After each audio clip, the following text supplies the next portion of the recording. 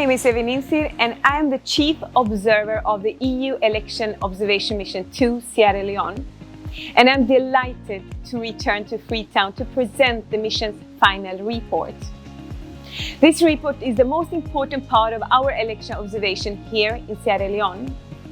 It gives a comprehensive and evidence-based account on 2023 general elections, as well as offers 21 recommendations for improving the way elections are organized, managed, and conducted. Our team has been on the ground since mid-May and in the run-up to the election, closely observed the work of election administration, followed the campaign, and analyzed media coverage of the elections. On election day, more than 100 observers were deployed to all 16 districts of Sierra Leone to observe the opening, the voting, and counting of the ballots. One counting at the polling station was over. Our observers went to all tally centers to observe the tabulation of results. Overall, the 2023 general elections underscored a clear commitment among Sierra Leoneans to the democratic process, while also highlighted the urgent need for reforms to enhance transparency and inclusion and build overall trust in future electoral processes.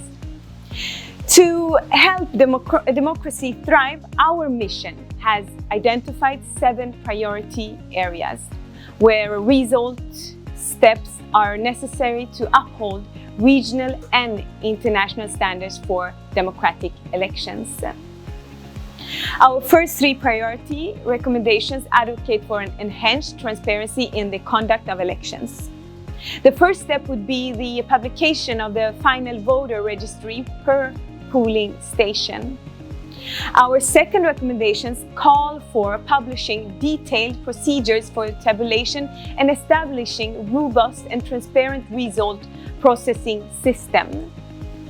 Our third recommendation encourage publication of comprehensive result data per polling station, including online.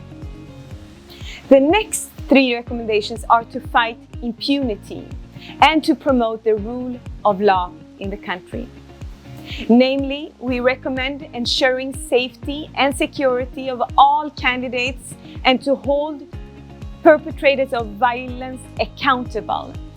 It is also very important to enforce restrictions on the use of state resources for political gains and to ensure transparency and accountability in campaign financing.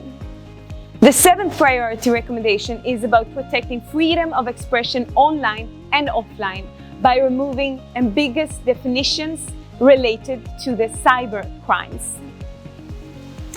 We offer these recommendations to Sierra Leonean stakeholders as a friend and an ally.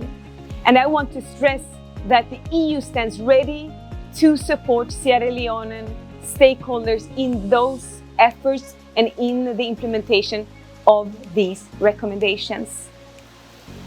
The decision to establish a national election system review committee may constitute a first step towards a comprehensive review of legal and operations aspects of elections.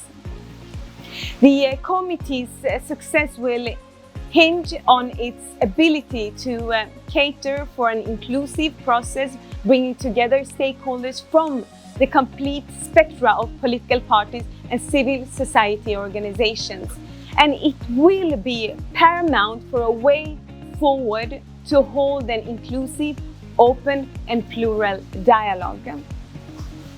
Our task in Sierra Leone is now completed and the process ahead is in your hands. We have handed over our report to ECSL and other electoral stakeholders, while the EU delegation will follow up with interlocutors in relation to what comes next. It has been my privilege to lead this mission, and I would like to thank all Sierra Leonean stakeholders and the people of Sierra Leone from across the political spectra and from all walks of life for their professional cooperation and for their readiness to share their thoughts with the mission.